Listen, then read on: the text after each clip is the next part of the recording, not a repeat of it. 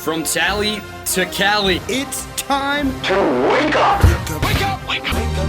Warchant.com is your ultimate Seminole sports source. and this is Wake Up Warchant, presented by Zaxby's Now here's Warchant.com's Aslan Hajavandi. and Corey Clark. Wake up! What's up, everybody? It is Wake Up Warchant, proudly presented by Zaxby's. Indescribably good. Promo code for Warchant. It's Warchant30 now, Corey. It's just Warchant30. We told you, folks, for like 2 weeks. Use that promo code Nike75. It's over. But hey, 30 days ain't bad. 30 free days. Try it. You'll like it. Warchant30. Promo code for Warchant.com, your ultimate Seminole sports source.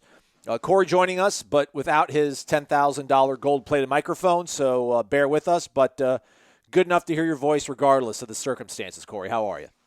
Thanks, buddy. I appreciate that, the warm welcome. I'm good, man. How are you doing? You doing all right? You hanging in there?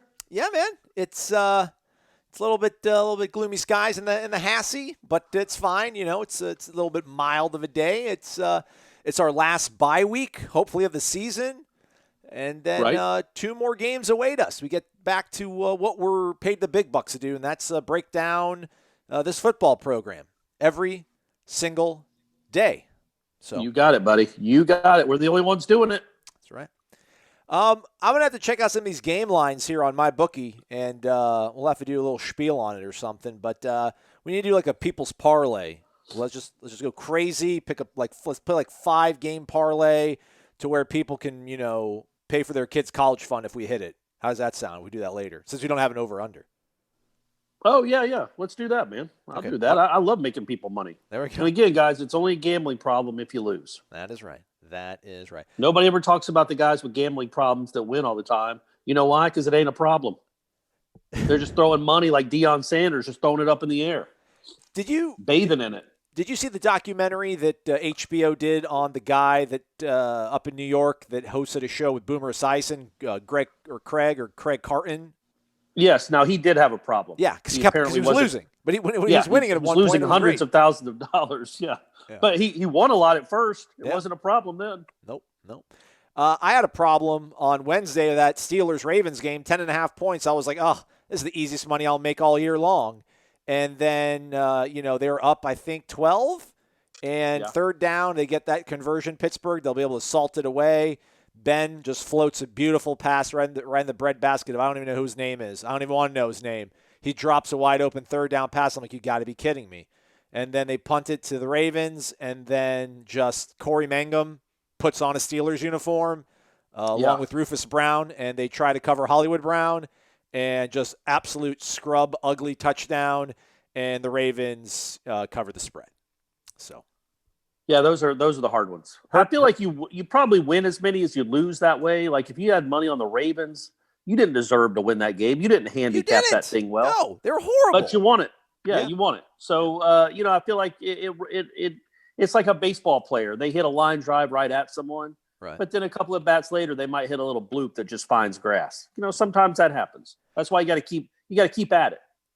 That's why I usually have these conversations with Ira on road trips where he's just I don't get this whole bad beats thing that's become popular with SVP. And I'm just like, come on. Ira's just like, one man's bad beat is another man's, win. And I'm like, no, but still though, it's like wins. Yeah, you can admit that like, hey, I had no business winning that, bet because the craziest thing in the world happened.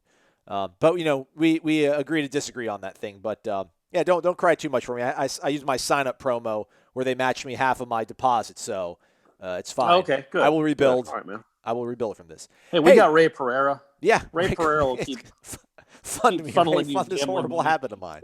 But no, it's all good. It's for entertainment purposes. But with that said, let's get on some ponies, Corey. Let's just do Renegade Express. Let's get right to it. Let's do it. And talk ball. Bimini Bound, long time friend. He says, wake up, fellas. What are the odds these next 2 games actually get played? I hate that they are getting canceled, especially for the kids who have put in hard work to play. Hang in there, guys. 2020 is almost over. I mean, I would say it's even money, right? I'd say it's 50-50 whether both. I think one of them definitely will get played. Yeah. The 19th against Wake, to me, is a little dicey. But also it takes 2, right? Like we don't know what's going on at Duke and Wake Forest. Absolutely. So that's the issue. And if you look around the country, it's happening every week all over the country. these games getting canceled as the numbers spike almost out of control. So it won't be a stunner if both of them get canceled. But I just think in this instance, Florida State, with what they have left, unless it's just dangerous or unless like Amari Gaynor would have to be playing tailback, I think they will do what they can to play. They need one more game at least. They do not want the season to end the way it was currently constructed to end. So I'd say I feel, I don't know. I say all that. No, I'm 50-50 whether they play both these games. But we're like 75% sure they'll play one. I think so. Yeah, I think they'll. Yes, if something happened, like look, and it also really helps that the CDC came out with the new guidelines that you only have to quarantine for 7 days if you have a negative test, and that's about close contact tracing. So that really helps. That the guys that might not have been like the guys probably if they'd have made that decision, if the CDC would have made that decision, last Friday, Florida State would probably be playing this weekend. You know what I mean? I think they would probably be playing, getting ready to play, go to Duke and play. So I think that does help college basketball immensely, but I think it will also help getting one of these games, getting to the finish line and actually getting to play one of these games. Yeah, I got to talk to my brother because, I was talking about the vaccine over Thanksgiving dinner, and he was just like, I'm going to get it. I'm like, no way, really? He's like, yeah, man. He's like, I don't want to have to quarantine for 14 days. That's terrible. He's like, I don't want to sit at home by myself for 14 days. Like, go ahead, give me the jab. I'm like, all right, look at you. Way to take one for the country. He's a patriot. I don't know that he's going to be one of the first in line, but we got healthcare workers first. But yeah, they're all. It's all coming, man. It seems everybody seems pretty upbeat that they'll start shipping those bad boys out in December, like here this month after they meet on December 10th. Because again, wouldn't want to zoom it up earlier, guys. Board members, advisory board panel. You wouldn't want to zoom it up and get these things off the shelves now. Let's wait till December 10th. But after December 10th, Pfizer, I think it was Pfizer, said they're going to be sending them all out on December 11th or could start shipping them out. Yeah. So let's hope, man. Let's hope. Yeah, I think I saw Barack and George are going to go ahead and do it televised. They're going to be like, go ahead, put it in me. Really? Yeah, to foster goodwill and confidence in the efficacy of the vaccine. So. That is a good idea. And then get them all to the frontline workers and the people at the what are they called? Nursing home? They're not called nursing homes anymore, are they? Or are they? So, I mean, my boss likes a nursing home, man. Yeah, get those, especially the people that work there and the people that live there. Vaccinate them up, and then start going down the line. Might be called long-term care facility, but that's very verbose. So yeah, that seems like a lot. That seems like much more of a 2020 name than nursing home. Nursing home is like something. It just seems like something people said when I was growing up. Pejorative, like, oh, what do you mean? I don't need to be nursed. Don't put me in a home. Hey. Yeah, exactly. Chill out, Edgar. Matt AMCZ, a.k.a. Mark, down in Naples. Wake up, fellas. Love the idea of a Wake Up Warchant barbecue at the 2021 spring game. I'll be up from Naples for that. I'll sponsor the keg of Michelob Ultra for Corey and a cooler full of White Claws for you, Aslan. Sold. I'm there. I'm down for that, man. I'm down for that again. We'll see when it might be, maybe we do it for the home opener. Oh, is that Notre Dame? I'm trying to think of something that people will feel good about. Let's go to Omaha. Let's all meet in Omaha, the heartland, the center of this country. Let's all come together in the middle and, uplift this program, uplift one another, and watch something spectacular, maybe on the diamond. How about that? I like this spring game idea better. Okay. I don't know if I want to drive to Omaha again. I think it'll be Ira's turn this time. And he'll fly because he's not a baby like I am. But yeah, man, if we're all down, we're all healthy. We're talking about middle of April. Hopefully we've all been vaccinated. We've gotten our 2 vaccine shots, and we're just going to be throwing barbecue at each other. I don't mind if somebody hands me a cup of beer. You can even take a drink out of it first. That's where I'm going to be in April. Yeah, that's right. All right, well, Matt MCZ points out we're down to 15 commits for the 2021 class, only one of which is a 4-star. At this point, I can only hope that the coaches are working their regional connections to land hard-working prospects who would be thrilled to wear the garnet and gold and climb. Which coaches on the staff can we count on to complete a decent 2021 class?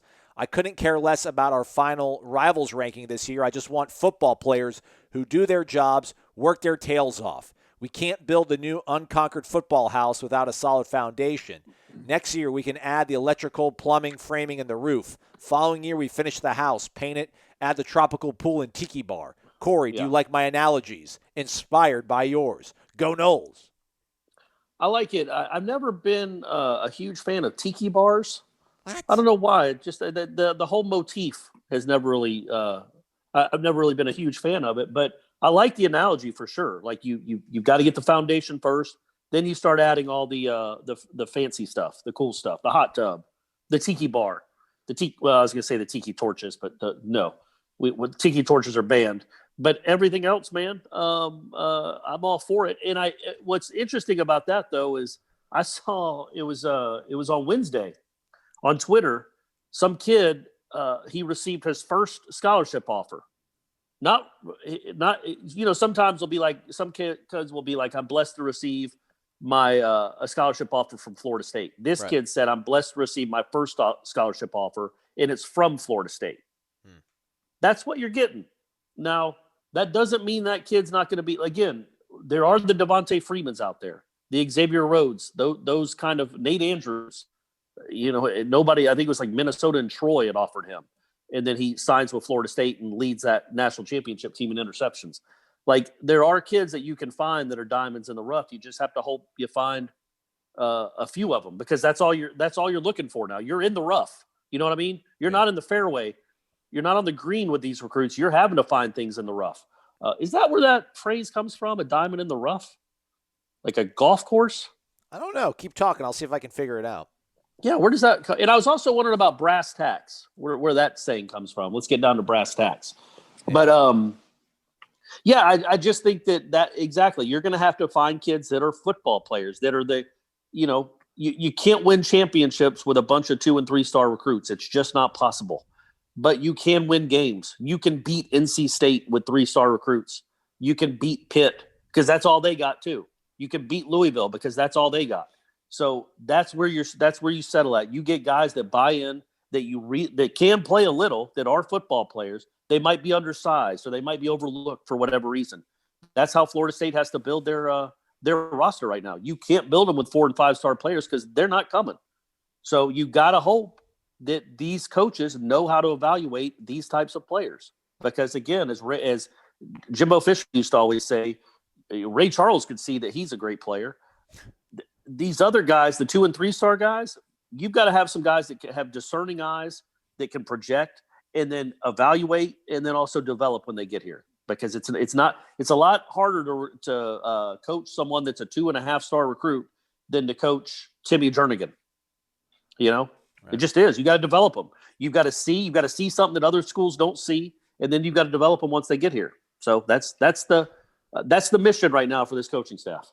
Yeah, man, it's going to be Bubba Burgers at the barbecue, not prime sirloin burgers or whatever. So got to make with what you have. Coaching wise, I don't know who can we lean on. David Johnson kind of did a pretty good job last time around. With getting some guys from Louisiana and parts of the Deep South. So I think he's probably another guy you lean on. Alex Atkins, I think offensive line is one of those places where you can live and be fine with like a 2-star, 3-star kind of guy, because that's always such a hard position to evaluate.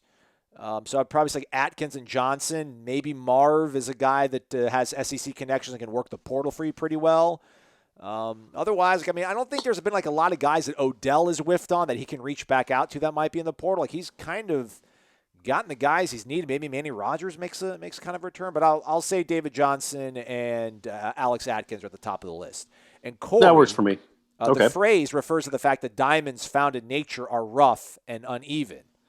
So it's not like in the rough as in like a location. It's the diamonds in the rough. It's not refined yet. It's Oh, well, yeah, we all knew that. Well, they look like weird rocks. Yeah. And you got to chip away at it. We've all seen, what was the Adam Sandler movie? Oh, Uncut Gems?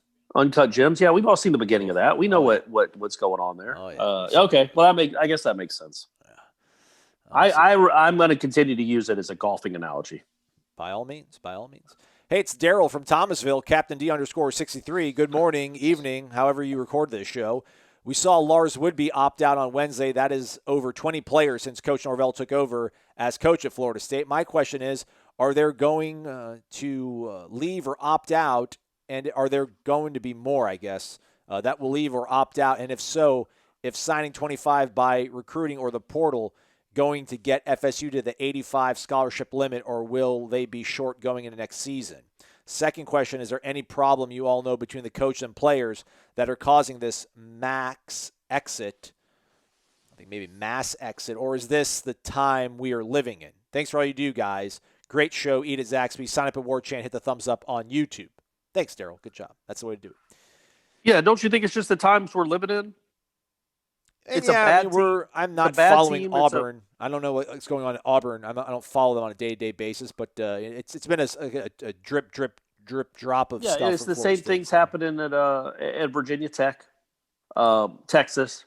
Like, the good players on these teams are, those are not really stable programs right now. Like, Tom Herman's rumored to be maybe on the outs. I don't think Justin Fuentes really endeared himself to people in Blacksburg, so probably not good examples. But I mean, no, they're examples in the sense that they're having seasons, not great seasons.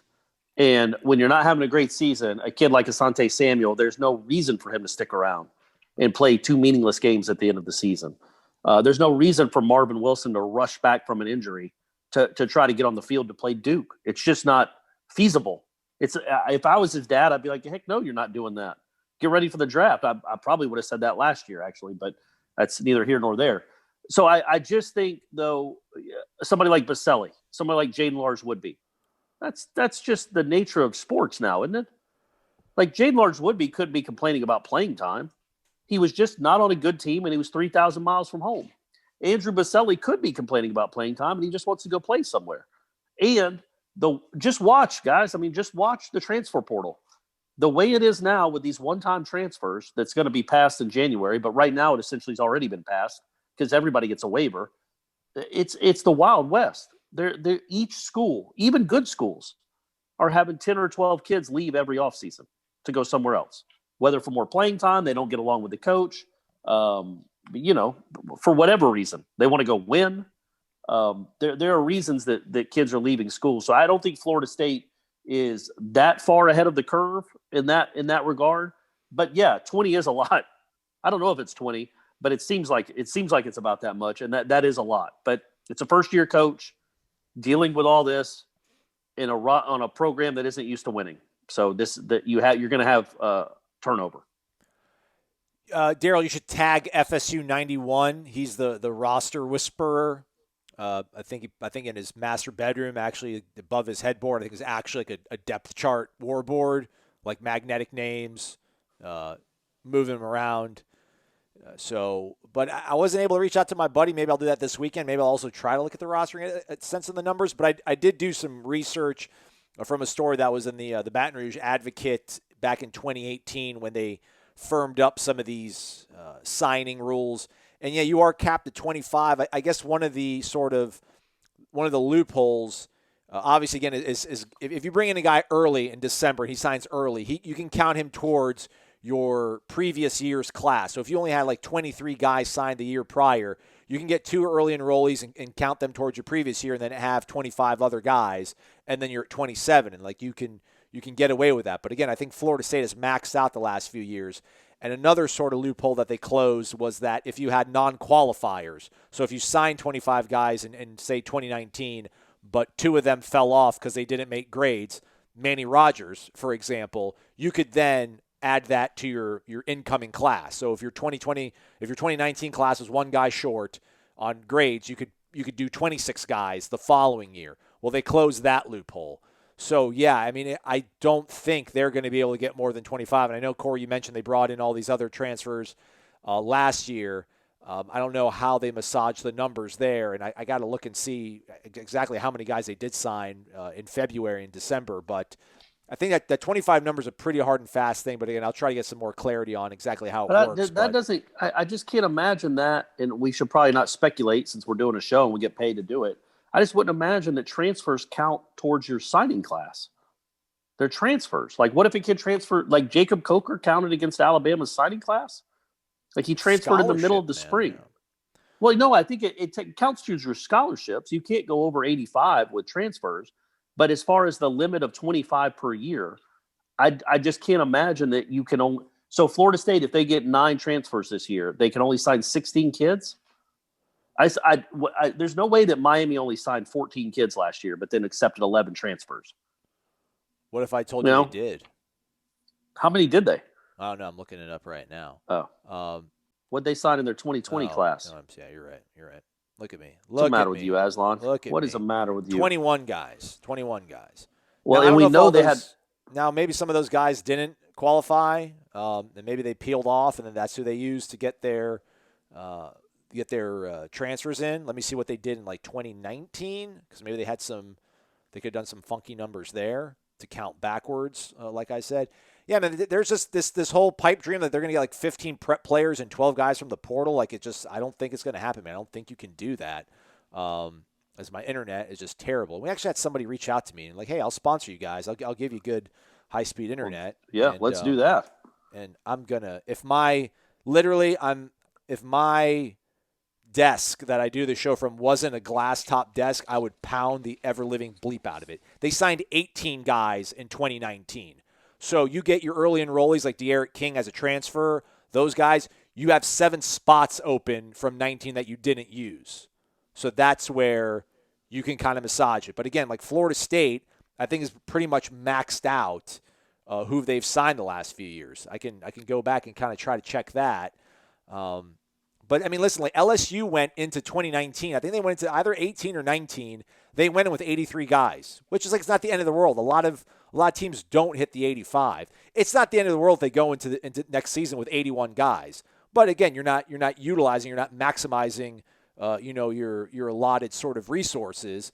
But it does happen. And I guess one of the other things they can do is that you can give a walk-on a scholarship, but they have to be here for 2 years to go over your 25 limit.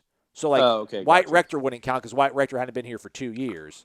But Deontay Sheffield, I think, was like they probably used that with Deontay Sheffield to go above and beyond what they had. 2019 Florida State had 22 commitments. Yeah, look, they're going to make it work. They just are. It's if they're not going to turn down a kid from Arizona State who made 109 tackles at linebacker because they don't have the numbers. They will find the numbers for big time players that want to come if they're a transfer. I have utmost confidence in that.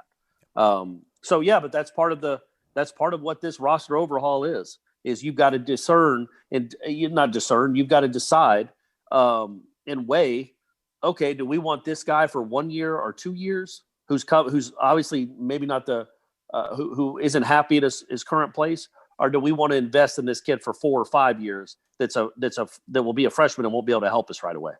Because, man, you look at that roster, they need help, immediate help. So the transfer portal is where they're going to get they're going to go to get some lifeblood into this program.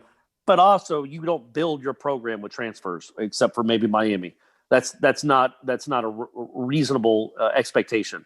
You can help out the 2021 team, but moving on, 2022, 2023, they're going to have to be recruits, man. They're just going to have to be. Yeah, you don't get a lot of big time. It's like the NBA, man. How many, like being an Atlanta Hawks fan, if the Atlanta Hawks are ever going to be great, it's going to be through the draft. It's not going to be through a free agent signing because they're not coming to Atlanta. And as it stands, they just don't. Free agents don't come and play for the Hawks. I don't know why. Atlanta's a great place to live. Yeah. A lot of athletes live here in the offseason. They just don't want to play at Phillips, I guess. But Florida State right now, as it's constructed, you are not going to get some free agent superstars. So you're going to have to find some, and those are the guys you build on. Yeah, and I mean find some recruiting wise. Last point on it, just that if they go into January or whatever or if they in 2 weeks when all the dust is settled on this, if they've got 52 guys on scholarship, they're not going to have 85 come 2021. They can't just because they have the scholarships available doesn't mean they can oversign. They're limited to 25 unless they can count it backwards to things that they didn't use last season. So that's what we need to figure out ultimately is how many slots they have open from what they maybe didn't use in the 2020 class that they can count towards this. So I don't want to get morbid, but what if there was I'm not even going to say that. What if there was this ain't Marshall. Yeah, COVID. man. Like, this isn't like the plane crash and then okay, we'll let you guys bring in 40 ringers or whatever. Yeah, it's not going to happen, man. But if you only have 51 on your team, 51 scholarship pplayers on your team, you still have 34 spots available, but they're not going to let you fill them. No, all that's 34. Because that's part of it, man. It's attrition. You can't. Yeah, all right. Sure, all right.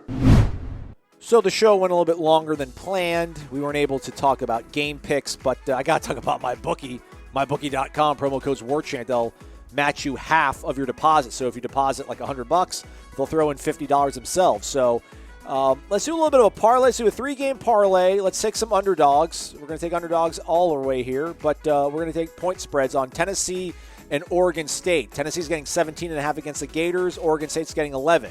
I like that. And then our underdogs straight up, that makes us a 10-1 payout if you parlay them all together. I'm going to say West Virginia, straight up, takes down Iowa State. We'll see if they can handle success over in Ames. Meanwhile, I think Neil Brown, he's always got something up his sleeve, so I'll take him straight up to take down Iowa State. Those 3 games, entertainment purposes, everybody. Entertainment purposes. Have a fun weekend out there. And use mybookie.com. Promo code is Warchant. Big Steve-O 22, morning, fellas. Glad that we were able to add 2 games as opposed to ending the season. Players need reps, and at this point, yeah, I would like for us to win these games. But I want the guys to be able to get these live game reps. Even with players opting out or transferring, the reality is that a good bit will be back next year. This is very true. And having actual game reps to put on film could be invaluable for their development and actually seeing what they are doing wrong, which is probably a lot. Question, how would you rank the position groups this year from best to worst? And which group of players surprise you the most, or rather, which group or player surprised you the most, either positively or negatively? Home stretch, boys. Keep up the great work. Go Noles. Good questions. Yeah, that's hard. I'll say Devontae Love Taylor surprised me the most. I thought he was going to be an upgrade over Ryan Roberts. I thought he ended up being a really good offensive lineman, the best offensive lineman, which, this wasn't a strong group to start with, but I wasn't counting on him coming here and setting the entire culture and resetting the way we graded offensive linemen and looked at them. So I guess maybe he's my biggest surprise. The possession groups rank them from best to worst. Best, I guess. What is the best? I don't know. Worst, though, I would. Worst is either defensive line or defensive backs. No, man. Worst is linebackers. No, but linebackers don't have anything. At least defensive back has talent. And if you want to rank them on what didn't meet expectations, okay. I would also say though I still think the wide receivers are the worst position group. Really? I think they've been awful. I think they've been nondescript. And again, it's relative to expectations, and maybe it's just relative to history. But Florida State wide receivers that look like this, it's hard to fathom. Tamarian could have saved them, but he obviously didn't. And then the way they're currently constructed right now, without him, you got Pokey Wilson, who has not had a good year. He's dropped too many passes. Keyshawn has not had a good year. I know he's overcoming an injury or coming back from an injury. And then the other guys have done next to nothing. Again, it would be nice to see what Warren Thompson looks like these last 2 games. Yeah. I know this wasn't the question, but it was alluded to in the question. I want to see if that catch he made, and now that he's got 3 weeks off and is healthy-ish, if that catch he made against NC State could spark something. Because as it stands now, what are you excited about in that position group moving into next year? They're all coming back. They're slated to come back. What are you excited about? There's nothing. So maybe Warren Thompson is a guy that somehow the light flickers on and he becomes a guy and not just a guy. But you're ranking the position groups. I don't know. What would you say is the best position group? The running offense is the highest grade on Pro Football Focus. So you think the running backs? Yeah, Damian Webb looked really good. If you count Jordan Travis as a running back, which I kind of do, then I would say running backs, running game has been the best position group. And the lowest graded group, well, not really group, but just part of the program on Pro Football Focus, 49.2 is your passing grade. So But I mean that would then indict like Jordan Travis. And I think he's been and also James Blackman and Tate Rodemaker and Chuba. Like they've all had their moments. Yeah, of but not then being good. they bring down the average of like whatever Jordan Travis put out there for you. Yeah, I would disagree with Corey. I think maybe we're probably using different grading scales, but I'd have to say defensive backs, man. I mean, we're literally sitting here talking about, oh man, look at all these they got all these the depth they have there. They can cross train, the amount of talent, and man, the passing defense has been pretty porous. The linebackers I wasn't expecting much from, period, and like I don't see linebackers like, I don't know. I mean, they've missed tackles and stuff, but just there hasn't been like this just horrendous looking linebacker plan. I guess maybe it's because I set the bar so low on them to where I'm like, I wasn't expecting any miracles from them. I was at least expecting like a defense that could stop the run and then actually play some pretty good man coverage on the back end. And while the run defense has been a little bit better, it's still nowhere near what we were expecting. But I can't grade all of them. It's just too many. And then we're going to say it's an impossible question to answer. It's like asking. Best is running backs. Worst, I would say, is defensive backs. Corey thinks it's the wide receivers. But I will say running backs being the best. Yeah, sure. But I mean, look, it's like being the most honest man in prison. Does it matter? You're still in prison. Like, great, the running backs have been pretty good. They haven't been exceptional, and the team overall is terrible. I was going to say the world's tallest. That used to always be my analogy. The world's tallest little person, but I would say the other word. But I don't say that anymore. I can't do it. But what should be encouraging if you're listening to this show and you're caring about this answer is neither one of us said offensive line. It didn't even occur to either one of us to say offensive line is the worst position group. So that in itself is something to build on. For the first time in 2 or 3 years, the offensive line isn't the immediate answer to that question. In fact, if you want to say overperformed, I think that's your best position group compared to what you thought was coming into the season. So again, that's something to build on, and they're all coming back. Theoretically, they're all supposed to be coming back. So that's something positive. Looking forward to next year, I guess. Just you talking about like morbid questions. I mean, this isn't morbid, but I'm just always intrigued by how, and it's not a Florida State centric thing, but obviously this is what I cover. This is who I follow and listen to on social media. But anytime anybody leaves, it's always like, whatever, it's always like, look at the most kind of deflect as much away from maybe any sort of perceived or real impact they've had on the team. Like say Alex Atkins actually did get hired and, go somewhere else. Like maybe becomes like an OC, offensive line coach at a Power 5 program, or maybe gets head coaching job at a Group of 5 school.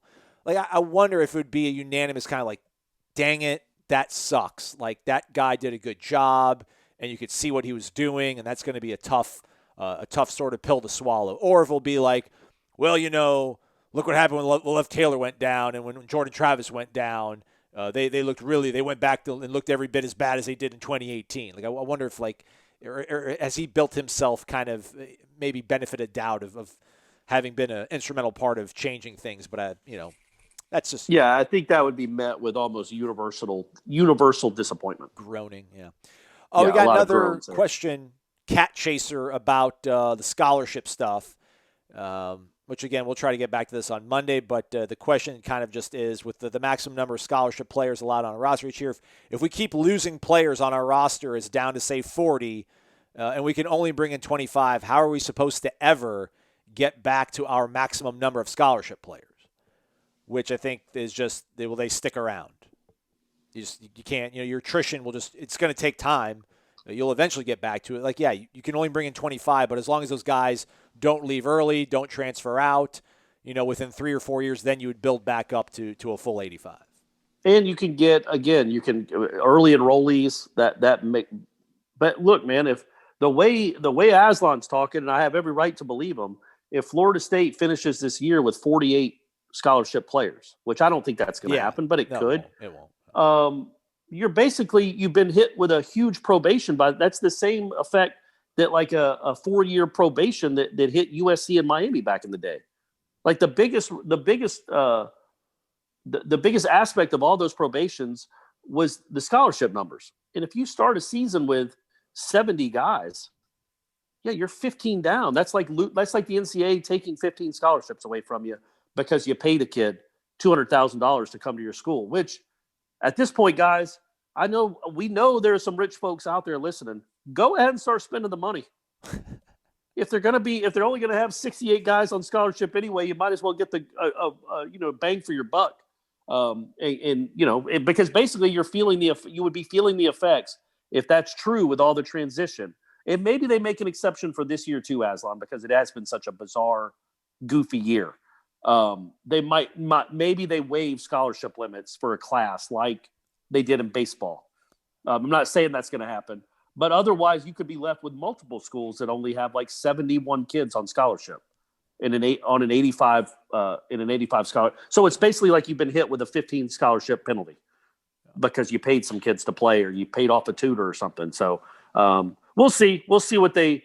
The one thing I am interested in when I go to that Duke game, and I assume I'll be there, is I do want to count on the sidelines like how many scholarship players are on the field, because I feel like you're going to be talking about somewhere in the mid 50s, which is basically like an NFL team at that point. But that's the thing though, mid 50s. If you're at 54 and you sign 25, you're at 79. Which isn't the end of the world, man. That's the thing. And they were down to 44. But that's assuming everybody that's on the roster stays. And I think they will. Like I said, I think the vast, vast majority of the players that are still there want to be there. They want to be at Florida State, and they will continue to be at Florida State. But, yeah, you're right. No, I'm talking about just for that game in particular. And also like Devontae Love-Taylor. He's supposedly coming back. He's on scholarship. Jarian Jones, if he's not playing, he's still on scholarship. So, yeah, more than anything, I'm just interested in how many guys they're actually going to have to play this game on the 12th. Yeah. Gibson 72, wake up! I am so remiss in posting my sincere apologies. I listen to every podcast, but I have had to travel a ton lately and have not responded to your questions from more than a month ago. Gibson 72, by the way, his avatar is as an Elvis impersonator, but he's also in the armed forces. So here he goes with filling us in with some of the questions we asked a month ago. Yes, I am currently an Air Force colonel at the Pentagon. Jeez, I feel like he can get us out of some trouble maybe. Or start some trouble for us. Hey-o, there we go, that's right. And yes, I am a bona fide Elvis tribute artist for multiple venues and theaters. That also includes Hard Rock. Corey, my next show is in Atlanta at the Dallas Theater in March. If you want a free ticket, let me know.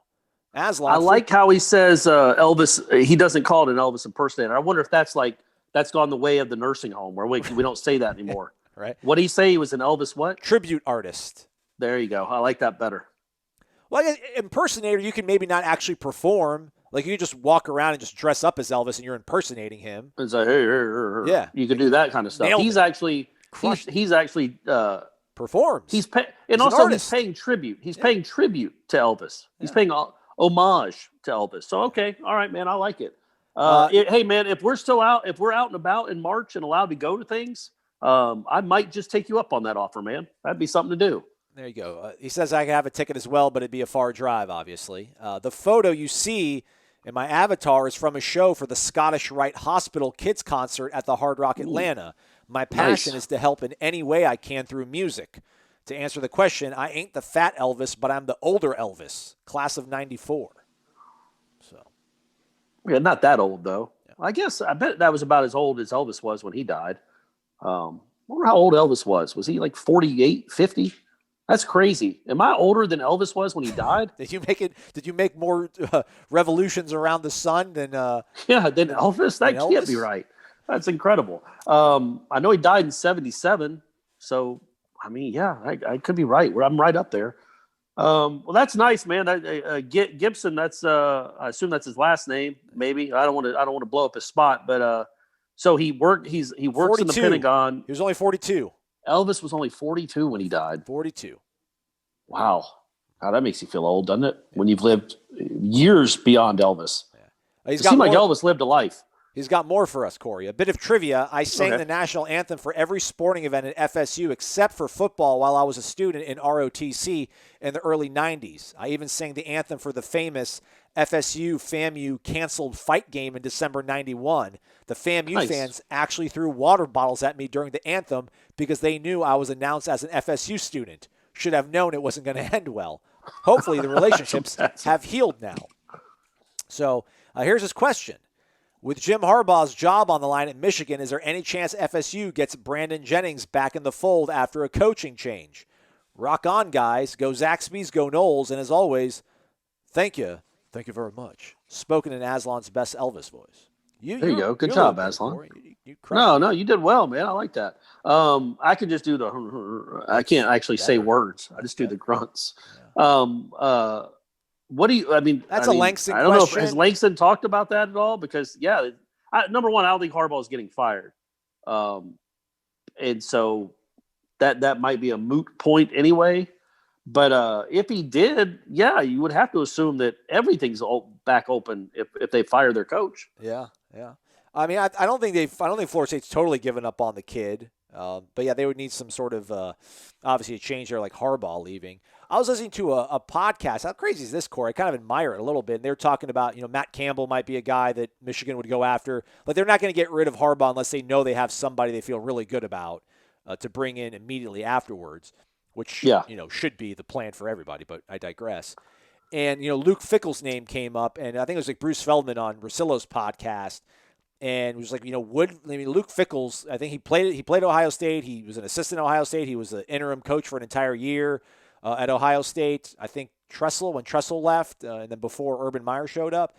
And Feldman's like, he's so through and through Buckeye, there's no way he would go to Michigan. Like, could you imagine? Michigan, I don't know. I don't know if it's a top 10 job, but it's, historically, it remains one of the more prestigious, well-paying jobs in all of intercollegiate athletics, and like you're that hardcore about which is great though. It to be like if Dion gets it going at Jackson State and Dan Mullen goes to the NFL or something, and Dion's like, nah man, can't man, Garnet and Gold, I bleed it, can't do it. Pretty admirable. Yeah, I don't know if that would happen. I've never gotten the impression that Dion's that no-blooded. He would turn down Florida. But speaking of Michigan, did you see the way their AD came out on Herb Street? No. Like, Herb Street, we all know he said whatever he said, that Michigan was waving the white flag and they'd probably cancel the game and use COVID. And then the AD came out and just ripped Herb Street. Like, just said, I can't even think straight. I'm so mad. Like, How would you insinuate that? We've won more games than anybody in history. We've been playing since 1870. We don't duck anyone. And for anyone to insinuate that we would is outlandish, and the Big Ten should say something. Like, he just went off. And I was thinking, wouldn't that have been a reaction that the Florida State administration could have had, as opposed to, because that was just an announcer. That was just a former Ohio State player and an announcer accusing you of lacking integrity and cowardly cheating his team out of a game, or Ohio State out of a game. Imagine if the Ohio State head coach had said that. But, whatever. The administration, Florida State's administration, got what they wanted. They don't have to play Clemson. Warpath. It would have been nice to maybe attack Dabo a little bit. Warpath, Noel, wake up to the dynamic duo. So after the hype that was the preseason and the train wreck of a season to this point, what has been either your biggest shock or your biggest disappointment? Have you had any pleasant surprises? Yeah, pleasant surprises, I guess we could go back to the offensive line. I do think there is a running game that is being installed at this university that will be very good for a while, as long as Jordan Travis is running the show. I guess Jordan Travis is another pleasant surprise. I knew he was mobile. I didn't know he was that dynamic as a runner. It gives you kind of hope for the future. But overall, the defense has been so bad, it's almost unrecognizable as a football defense. And that, to me, is the biggest disappointment by far. If you'd have told me back in August, hey, the defense is going to be 101st in the country, I'd have been like, yeah, they're going to be 2-6. Like, I wouldn't have been making any grand pronouncements if they have a chance to win 7 or 8 games. I thought the defense would be top 50-ish.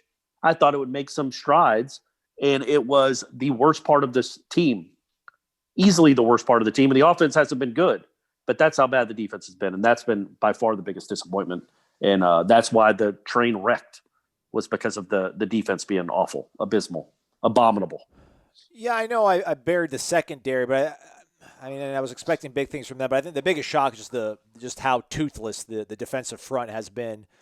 I just didn't think teams were going to be able to run the ball on this. I mean, I know it's 2020, it's a weird year. Everybody's offenses are putting up big numbers everywhere, but I just thought with Corey Durden and Cooper and Marvin and I mean Lovett coming in from MSU to a certain degree. I was shocked just to see just how porous the run defense was. And this isn't me piling on the kids. And, I really do hope they go on and have really great NFL careers. I really do. But the disappointment, I cannot believe that like Marvin Wilson was an absolute shell of himself. We don't know. I mean, obviously he's, opted out due to injury. So maybe that was something he was dealing with the entire season. Tomorian, again, I think he, I don't know, maybe his mouth probably got him in more trouble than his, his actual effort and what have you. It's hard for me to sit here and hammer a kid that rushed back from surgery to come play in a game and then, decides that maybe, whatever, it's just not going to work out for him. But those two guys coming back, I remember being in El Paso and it was so freaking cold and it's El Paso when they announced and it was just like, I remember like Ira being like, dude, I cannot believe like both of them are coming back. And it was like, wow, here's a really nice shot in the arm, a few weeks after this new head coach is coming in and laying all this groundwork out. And these are your two, arguably your two best players on each side of the ball, and they're coming back, and that's going to be a huge sort of stabilizing force for your team. And then the fact that, neither of them delivered on what they want to do personally to help their stock and to help this program, huge. I mean, yeah, maybe a shock appointment. A knock? I don't know. When we started the season in August, you thought their four best players were, the two you mentioned, Nasruddin and Asante Samuel. And only one of the four has made any sort of actual impact on the team this year. Yeah. And that's, you want to know why you're 2-6. Well, that's a reason. It's not the main reason, but again, if Marvin and Terry and Durden had all, that's the thing. We know it's not like we just were reading their press clippings from high school and we're like, oh, they're a 4-star, 5-star kid. They must be awesome in college. We had seen it at the college level. They had been really good players at the college level and they were nothing this year. No, I mean, Nasruddin, it's not his fault. He's been trying to get back from injury, but they were nothing this year. You got almost zero out of all of those guys. Terry had one good game out of 8 that you played. He was supposed to be one of the best receivers in the United States, and he had one good game out of 8. And then Marvin Wilson, I don't think you'd say had a good half even. He blocked some kicks. That was his impact, and it was supposed to be much more than that. Same with Durden. So that's just what we thought in August did not come to fruition at all, and it started really in the first game of the season. You could tell right away, really the first drive. Okay, this is not a dominant defensive line at all. And frankly, the defensive line has looked better the last 2 weeks than it had all season. The last 2 games, I'm sorry. The last 2 weeks, hadn't been able to see them, have we? Because Florida State keeps ducking people. But making up all this COVID nonsense. But those last 2 games against NC State and Pitt, they were hard. They didn't run the ball well. I thought the defensive line played really well in both those games against the run. What we thought they'd look like the whole season. But all of it's been disappointing, man. To defend Tomori Terry, he's played in 5 games. One of them was rushing back to play against Pitt, and then Miami with no head coach and James Blackman. And I mean, not to pile on James, but the Georgia Tech game, his quarterback was James Blackman too. So, I'm not saying I'm not blaming him for being injured. I'm just saying when the season started, if you just said, hey, through 8 games, Tomori Terry's only going to have 1 touchdown. No matter I was just trying to point out the fact he only played in 5 of them, but I know what you're saying. Yeah, I understand. Yeah, no matter the reason, he was supposed to be a guy that had 1,300 yards and 15 touchdowns, and instead he only had he had 1 touchdown. And through 8 games, you thought he's the guy that's led you in touchdowns the last 2 years, and he only had 1. I think only 1, maybe he had 2. That's a huge issue. That's something we did not expect in August. This all. Yeah, big shock. The defense got worse. It was one of those things where there's no way this is going to get any worse. So they got worse though. It's incredible. They did. They sure did. Honorable mention, I guess, maybe disappointment. Just Chubba Purdy getting hurt and not being able to maybe even compete for this job, really. So, but, it is what it is. We got a few more. Let's see if we can hustle through this as we hit the 50-minute mark almost. Gator Kirk, Gator188 on warchant.com's Tribal Council. Wake up. Thank you for the great entertainment and Nole coverage during the season. We have a chance to win the last 2 games. This could make an impact on early signing day. Fuller stated he wants a defense that puts stress on the offense. Haven't seen that yet. Do you all believe the defense can bring it the last 2 games? Go Noles. I'm going to say no. But that's, just going by history. I mean, again, we'll see. Again, they might rally together because it's just them now. Half the team's gone, and they might play with a lot of ferocity and intensity. And more than that, prepare like they want to know what they're supposed to be doing and do what they're supposed to be doing throughout the week. Have really good practices, which we've heard they have. Like we said, Jordan Travis said Wednesday's practice was special. So if they're practicing well, that's a good sign, even if it's with limited numbers. Let's see them take what they practice, and it can manifest itself on Saturday. And you hold Duke to what, Aslan? 22, 24? Will we feel good about that? Yeah. All right. Absolutely. Yeah. That'd be very good. Everything Corey said, I endorse. I agree with. But I also wonder who's going to be out there. Like, if they have Renardo Green and Hamza and Travis J available, even though they don't have Asante. So that's the thing, too. It's like, we're not even have Asante. So, like, what really can we expect from them?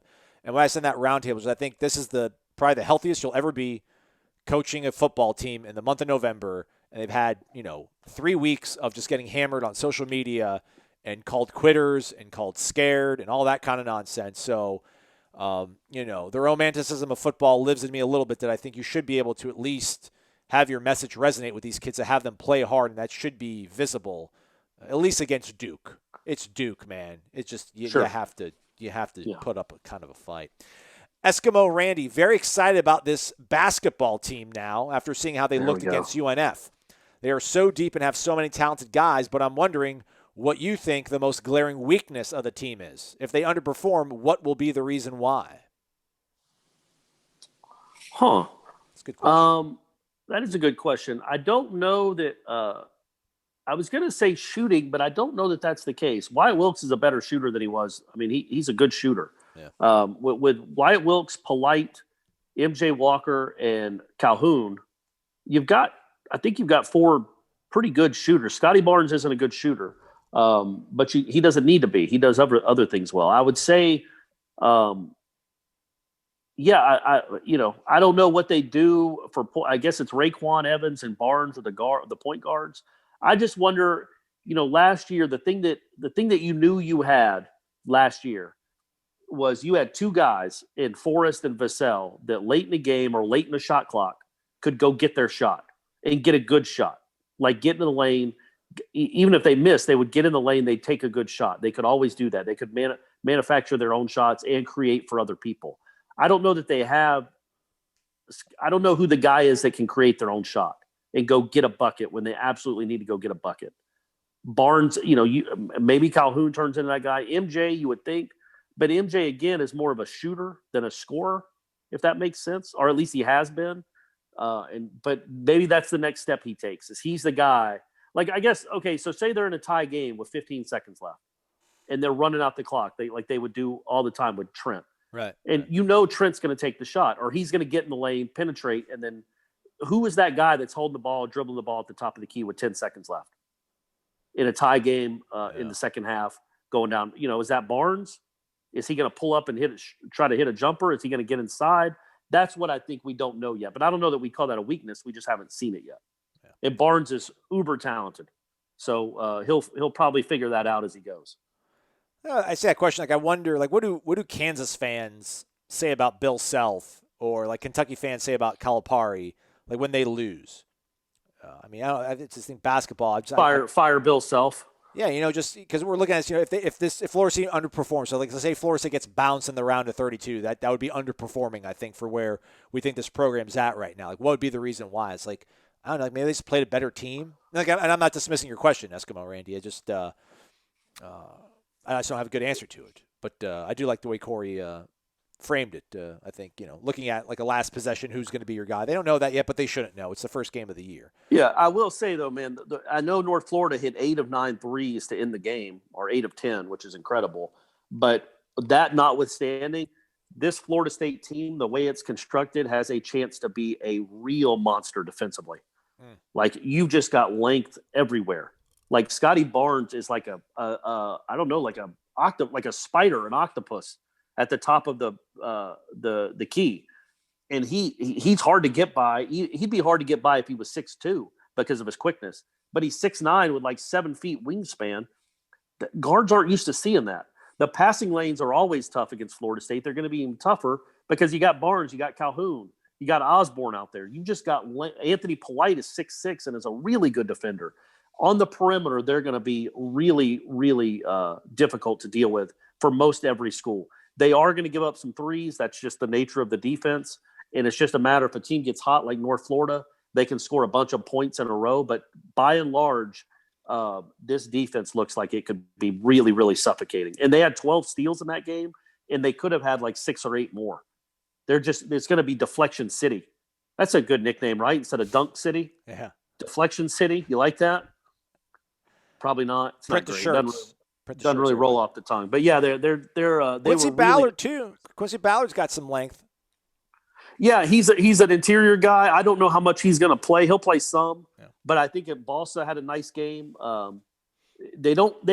I guess I would say that they don't have a proven rim protector. Like last year, they had Dom, who wasn't a great shot blocker, but they had Devin Vassell and Patrick Williams. I think led them in block shots. Yeah. And they lost both of them. And Patrick Williams was great around the rim. That's something they don't. We'll see if Ballard turns into that. I wouldn't expect it his first year. Maybe Boston turns into something like that. But they don't have an incredible rim protector. So that might be the one thing they're missing. Let's see if we can hustle through. We got 3 more. Delicious_crab. Wake up if you want to. I spent my day slapping the Chick-fil-A cups out of children's hands and letting them know that this is Zaxby's territory. Appreciate that. My question, if the ACC... That's nice. That's a funny image, though, to really think about. Did you ever hear that Dane Cook? And I'm not a huge Dane Cook fan, but it was like 20 years ago he had this comedy special where he's like, yeah, one day I was at an ice cream shop, and I just went and stole this kid's ice cream, took a lick of it, and threw it on the ground and said, you're going to remember me forever. Which is true. Like if you were 7 years old and some old man came up and took your ice cream cone out of your hand, licked it, and then threw it on the ground, you would never forget that. And then yelled at you, you will never forget me? Yeah. You're going to remember me forever. Yeah. Oh, man. A question from Delicious_crab. If the ACC is not willing to do anything to stop Dabo from spreading lies, could FSU have a case for libel? Could they threaten the ACC with that to get them to take action? It can't be good for one of your main rivals to spread lies that would negatively affect recruiting. Man, you got a law background. You have lineage. You have law pedigree, Corey. Right. What do the scribes say? I haven't studied it in a while, obviously, okay. Aslan. I never studied interconference squabbles. I would think, I don't know. I guess, look, man, are we not paying attention to this country? You can literally sue for anything. It doesn't mean it'll be held up in court, but you can sue for anything. So, yeah, you could sue for libel. A judge might throw it out in 12 minutes, but you could sue and just see where it goes. That would be awesome, just to see Dabo deposed. Just to see him have to give a deposition, in one of those conference rooms where they have to answer every question. Mr. Dabo, who told you that Florida State? Who told you that Florida State was trying to cowardly cancel the game? Well, no, I just no. But who specifically? And you said you weren't blaming the players or the coaches necessarily. So who did you think wanted it done, and why? And then why did you guys fly with the guy that was tested positive? And what were your contact tracing? What was that going to be? You were only going to quarantine one guy on the entire team? He had just flown on a plane. Like, what are the ACC protocols for close contact tracing? Does this guy not have any friends? And you could just see that for when nobody sits around him at lunch or at the mealtime or on the plane. So you could just see that. That would be really funny, like one of those 2-hour, really uncomfortable depositions. Yeah, so do it just for that. Yeah, so Mr. Sweeney, here you on November 16th, you said that this game was canceled, but it wasn't because of COVID. Can you expound on that, please? Just watch him squirm. Watch him look at his lawyer and be like, you could do that just for the fun of it, just for the 30 for 30 that comes in a few years. That would be fun. But my thing is, I guess whenever Disney wants to make another Clemson movie. Yeah, my thing is, though, I don't want to burn any bridges with Clemson because maybe we'll bring them with us when we start a super conference. I tweeted about this. I read that oral history on the Southwest Conference that ESPN.com did the other day. I guess it's been, 20, 30 years since they dissolved or whatever. And I'm like, man, that sounded like a really cool conference they had back then, like Texas and A&M and Rice and Houston and Baylor and Texas Tech and, But obviously everything that was regionalized and you need to be a national conference, et cetera, et cetera. Who says no to this conference, Corey? Miami, Florida State, Clemson, Houston, SMU, Texas, Oklahoma, Oklahoma State, TCU, Baylor, Texas Tech, UCF, Tulane, and then either USF or Memphis. I guess it's 14 teams. It's a good conference. Wouldn't it be a good conference? I feel like I say no to that. I don't want to go, and I love Texas. Fine, it's great. I would not want to go to Texas 4 times a year to go cover. Go to Texas 4 times. There's divisions, and you cycle through these guys. Okay, all right. So we only have to go to Texas like once. We go to Texas once a year, probably once or twice a year. Yeah. And it sounds like you're taking us to Austin, which is a cool town. Correct. Or like Dallas and Houston. Correct. All right. Yeah, I can live with that. Sure. I wouldn't mind Georgia being in it. I don't know why Georgia wouldn't be in it. That's we're not going to be able to pull anybody away from the SEC. It's kind of one of these things where I see what you're saying. Yeah. And just Tulane, just so we can go to New Orleans for whatever.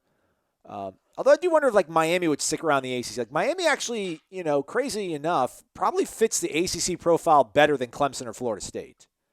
Maybe the ACC and John Swofford can rally around Miami. We'll leave them Miami, and then Clemson and Florida State we'll bolt and we'll go play somewhere else that likes football a lot more.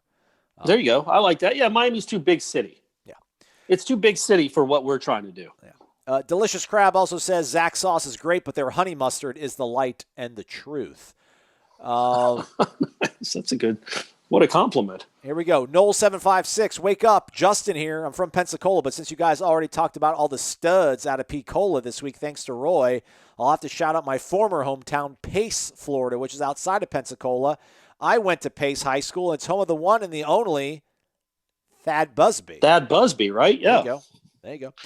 My theory is that the ACC give Mike a 2-game slate after a long break in game action to prepare him, Travis, and our Noles for a playoff-type scenario next season. But in all seriousness, this is a good opportunity for Mike and company to have another sort of simulated preseason to prep for these 2 games with the guys he knows he's going to go to battle with in the coming years. Let's beat Duke and go Noles. I like how he calls him Mike. It's so familiar. Yeah. Like it's his buddy. Like it's his friend growing up. Maybe they both went to Pace together. Well, Mike's my age. Mike's literally, I think Mike is literally my age. Or Mike. Yeah, that's another thing that gets weird, by the way, is when you've been doing this long enough that you start covering head coaches that are younger than you. Yeah. I started on this beat. Excuse me. I started on this beat with Bobby Bowden. Right. And now I'm, basically covering his grandsons. Yeah. Crazy. Playoff next year. That'd be cool. I'm all about it. Let's do it. I'm sure it'll happen. I don't see why it wouldn't. Yeah. But again, ACC again. If Emmett Rice and Devontae Love Taylor come back, then I really like your chances to be in the playoff. Yeah. Maybe this was the ACC kind of I don't know, like your mom and dad, like your mom's like it's cool with you doing something, your dad's like no, and they kind of just maybe your dad quietly is like, okay, you can get away with this or whatever. Like the ACC's not going to yell at Dabo, so I think maybe ultimately them doing what they did was kind of their mea culpa. Like, all right, Florida State, like Dabo's a jerk. We get it. You don't have to play him. We'll give you 2 games. One of them's at home. It'll be Duke, and then you go to Winston-Salem. How does that sound? So they at least did that. That was kind of cool. Last one, Souza_ZP. His name is Zach. Wake up. Let's go 2-0 and finish out the season strong. Making my move back to the Sunshine State from Cali in the spring. All right, welcome back, man. What are the best cities in Southwest Florida? You guys keep the quality work coming as always. I don't know if Sarasota counts. I've never been to Naples or Fort Myers, so I can't really speak about those places. But I know Sarasota is supposed to be up and coming and pretty cool these days. Yeah, I haven't been to Sarasota. I don't know if I've been to Sarasota since my wedding. Yeah. I was married in Sarasota. Glorious affair under a banyan tree. Ooh, nice. You know what a banyan tree is? Oh, yeah. It looks like it's like rope, like intertwined, like the branches are really thick and like they're curled and gnarled up and everything. Yeah, it was crazy. We were right under it. I guess the Botanical Gardens in Sarasota. We did. We were married under a banyan tree, and weirdly, we got divorced under that banyan tree 12 years later in a ceremony that wasn't attended by as many people. But we thought it was full circle. Life comes at you fast. I like Sarasota, man. It's kind of the beaches are really nice. At least the one I went to was really white. White sands. Those are nice. I haven't really done enough time in I shouldn't say it like that. I haven't spent enough time, not done enough time. I haven't spent enough time in Southwest Florida to give you a great answer on that. But I've heard good things about Naples, right? Yeah. Have you? Yeah, Matt AMCZ, give us a shout out next week and pitch Naples to Zach. Yeah. Zach's kind of young, though. I don't think Zach's even in his 30s yet. I think Naples might be. I don't know that Sarasota is like a place for young folks. I got when I was down there a lot. Back then, this was 15 years ago. Yeah. It seemed like it was an older community. It is, but it's a little bit of it's changing. A little bit of the demographics shifting. There was an ice cream shop literally every 9 feet. It was insane. It's like, well, what does that ice cream shop have that this one doesn't? Because they look and smell the exact same. Yeah. But literally every 2 stores was another ice cream shop. Yeah. Zach, I would say sleeper pick. I know it's not Southwest Florida, but I'd say maybe think about St. Pete. St. Pete's actually like where all the cool, young, hip kids live now, and it's fairly affordable, especially if you've been living in California. And you got the beach, and you got a professional baseball team up the road, and you have NFL and a hockey team across the bridge. So I'll say St. Pete or Sarasota, and we'll see if Mark can pitch maybe Fort Myers or Naples as being better spots. So, all right, yeah, there we go. We did it. All right, we did it. And we got through another week of the program. We'll return next week, and we'll actually have a game. Duke. It'll be game week again, Corey. I know I'm going to be kind of rusty, man. It's been a while. But it's going to be weird. It's really going to be weird, actually, if they actually play it to watch a Florida State football game. Yeah. I can't remember the last time I did that. It's been so long. It has been a long time. But anyhow, stay connected to warchant.com for all your Florida State news. Thanks for listening to Wake Up Warchant presented by Zaxby's. He's Corey Maslon. Have a great weekend, everybody. And now, a math lesson. Let's say the Zaxby's chicken finger plate comes with 4, 5, or 6 hand-breaded fingers and 1 side of Zax sauce. Plus, you can try them with Zax sauce, honey mustard, hot honey mustard, tongue torch, teriyaki, wimpy, nuclear, barbecue ranch, sweet and spicy, insane. How many possible combinations does that make? Carry the 2 with the remainder. A lot. Zaxby's chicken finger plate. The sauce abilities are endless.